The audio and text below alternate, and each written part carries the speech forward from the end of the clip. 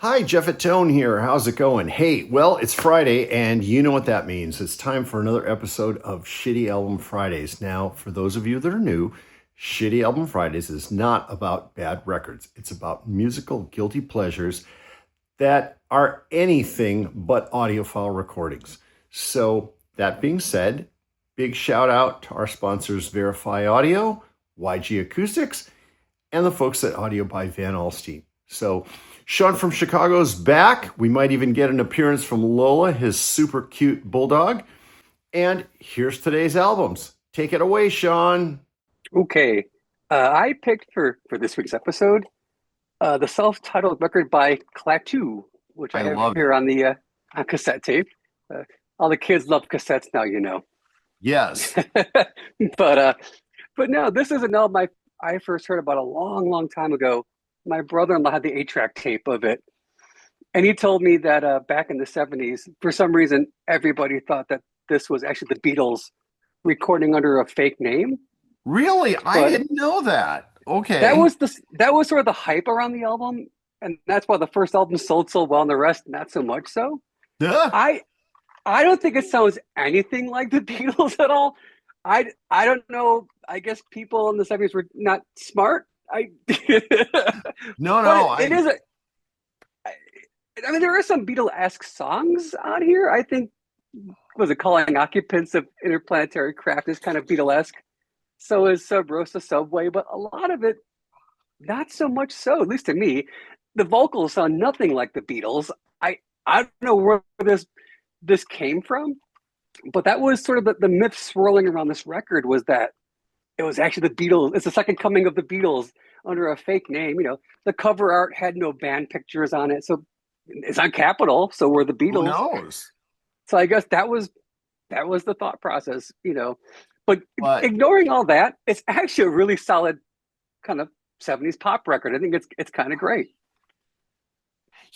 I hadn't listened to that record in years until you mentioned you were going to use that today. I listened to about half of that, and I agree with you 100%. I don't really hear the Beatles thing, but I was like, hey, this is kind of fun. So it may just turn into one of my more often guilty pleasures because of you. So, I mean, and come on, the opening track, Calling Occupants, was covered by the Carpenters. You can't get any cooler than that, right? right, right.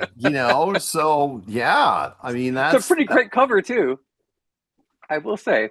so I know that one's going to be swimming around in my head a lot more in the weeks and months to come. But you know what? That's the great part of this love of music we all have. You get your friends going on other things. Yeah, this is, like I said, this is why I discovered digging through a box of 8-track tapes when I was a kid.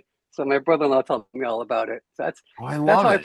first kind of heard it. So Well, I've and got now the you have a CD in the cassette house. deck, so you're rocking. I know, and I tested it. It works, which is great. There you Yeah, go. Jeff sent me a nice little tape deck, and tape works great. I have the I CD love it. around here somewhere. The LP is here, so I'm just missing the 8-track tape now. Go figure. So say we all, we all do it. No, that's an excellent choice, man. Solid choice. Thanks. So I know you're a Beatles. Speaking of the Beatles, and I know you're a big Beatles guy. I've heard of them. Um, one short guilty pleasure. I'm gonna tie two into one. I did grab another MoFi Beatles box set because I'm jealous. I love those mixes, and I know it's like heresy. Everybody hates those mixes and la la la, but I like those records, so I like the whatever. sound of a lot of them, actually. I think the I do White Album too. sounds great. I think Abbey Road sounds great. Kind of bass Well, heavy, but but I like hey, it. I think if Pepper's we great.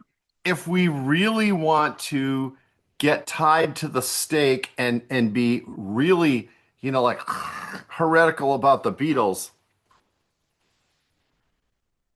and I loved it from the Rechanneled for first time I heard stereo. it. Oh, I hell yes. I love this record, man. I love the way they kind of mashed it up and did the remixes. And at the beginning, where that fly or whatever that kind of goes bzzz around, I mean, that's a really cool 15 or 20-second demo thing to see how speakers are working and how imaging Oh is yeah. going and stuff. Because if everything's set up right, that bee's like, and but I like all of it. I like the way it was redone. I thought it was a fun, get out of the box thing for them. And it's nice because I'm. It's kind of boring to have the same old. The album is repackaged over and over again. It was Right. cool to have something unique and new when that came out. I Yes. I still love that. Have you seen the show? You what? Have you seen the show in Vegas? No, I never got a chance. I always wanted to. Did you It's see it? great. I saw it twice. It was Yeah. fantastic. Yeah, I really, really wanted to see it. And it just, the planets didn't line Yeah, up. So, yeah. The plan was to go back last year for my 50th to go see it again with my family, but then my brother had his hip replaced. My brother-in-law's back went out. He had to have back surgery. And then they closed the yikes. Mirage down, so the theater is gone where it was playing at. Yeah, yeah. But Because they had didn't that custom run for about 10 years?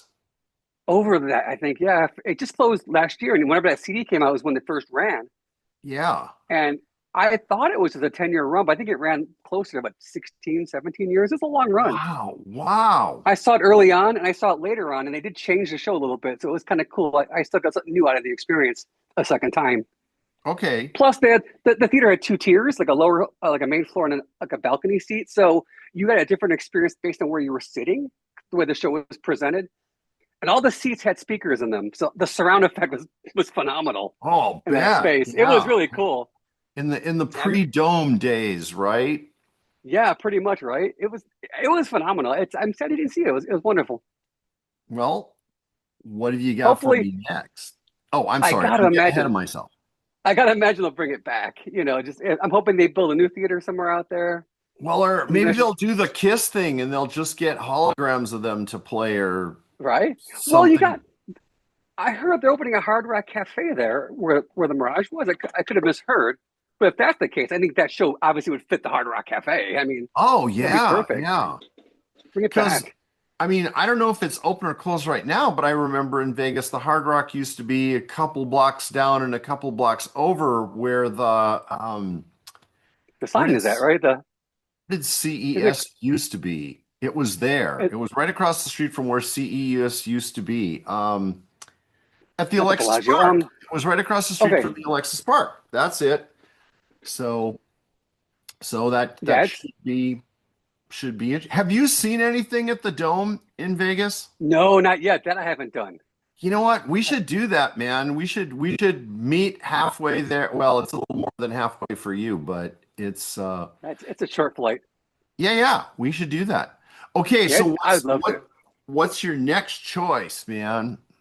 Okay, so this is next week's album, Okay. right? No, let's put them all into one. We'll do four this time and I'll hit you up next week. Actually, we did miss a week, so Yeah. oh So yeah. So for this one, I went full gear. I went for an album called Greatest Hits by Phil Oakes. nice. Now, the album is sort of tongue in cheek. It's actually not a compilation record. It was an album of brand new material at the time. His albums weren't selling that great. He was just being kind of a smart ass, like, "Hey, my greatest hits," as it Yeah, kind oh of yeah, being yeah, yeah. you Now, know, was he any uh, relation to the Phil Oakes guy that was, I'm gonna sound stupid here, but the Phil Oakes archives with all the photos and all the Michael Oakes. oh that okay, there you go. They're brothers. Your brothers, yes. Oh, okay, got it. All right, Yeah, okay. this has got this has the classic 50 Phil Oakes fans can't be wrong. It's kind of a play off the Elvis record with the was it 500,000 Elvis fans can't be wrong or whatever it was. He's wearing his gold lame suit, but it's an album produced by Van Dyke Parks. It's one of his best in my opinion. So I Kind of mean a lot of underrated. heavy hitters on the record. Yeah, this is his early career. He's more of a folky like Dylan, like early Bob Dylan. Then Right, he moved to the West Coast, went to A&M Records. They want him to produce more produced music, not just him and his acoustic guitar. right. So after kind of several albums, this was, I think, the last new one he made for A&M. And I'm gonna it's have my to check absolute that out favorite of because that run. that's one that I forgot about. Yeah, So it's got a lot of great stuff on here. I love Chords of Fame, which I'm assuming is a dig at Dylan. Jim Dean of Indiana about James Dean. It's a wonderful songwriting, great production by Van Dyke Parks. Killer album. I love the humor of it. It's highly recommended. And that's another, I think that's another aspect of a lot of those kind of guilty pleasure-ish kind of records, that they really are, it's almost like sometimes they're almost too good. They were maybe a little ahead of their time or a little bit a Yeah. little, like Spinal Tap, the fine line between clever and stupid, that kind of. And I got to imagine, you still see it kind of now too. There's some years that are so stacked with good music at one time, stuff just falls through the cracks. You can't buy True, everything, true. you can't consume everything, so stuff gets just unfortunately lost for no reason of its own. So I think it's nice that it's you have people out there who do know this stuff and kind of still curate so it's still out there. Okay, so here's my last one for the day. And I have no right to like this because being from the Midwest, it's kind of like, and I mean, no disrespect to the recent parted Brian Wilson, but like I never got the Beach Boys. I just never got the Beach Boys. And I know they're geniuses and I know they're amazing and all that, but I think having grown up in the Midwest, surf stuff just didn't imprint on me, you know? But No surf here. I love twangy surf guitar and, but this is new. I just got this in. Somebody sent me this as a promo, and it's a live thing that was at the Lighthouse, I think in Southern California. Yeah, Hermosa Beach. I thought that sounded familiar. I've actually been to the Lighthouse, just not for this, in April. It's called Legends of Surf Guitar. Oh, And cool. yeah, and this is really bitching. I mean, they do Wipeout, there's a bunch of stuff that, you'll recognize. And it's really got that Dick Dale vibe, that real kind of fast surf Yeah, guitar I thing. love that. I love the guitar sound. Yes, yes. So this just kind of reminded me of all of the records of that genre that I've always enjoyed, in the ventures and all of that stuff. I mean, that was, uh-oh. Hey, how's that pup doing? Doing great. Although she's making kind of a mess down here. Uh-oh. That's okay. That's okay. Hey, Lola, how's it going? And There she is. hey, thanks Okay. again for joining us. And we'll do this again next week. And we'll go from there.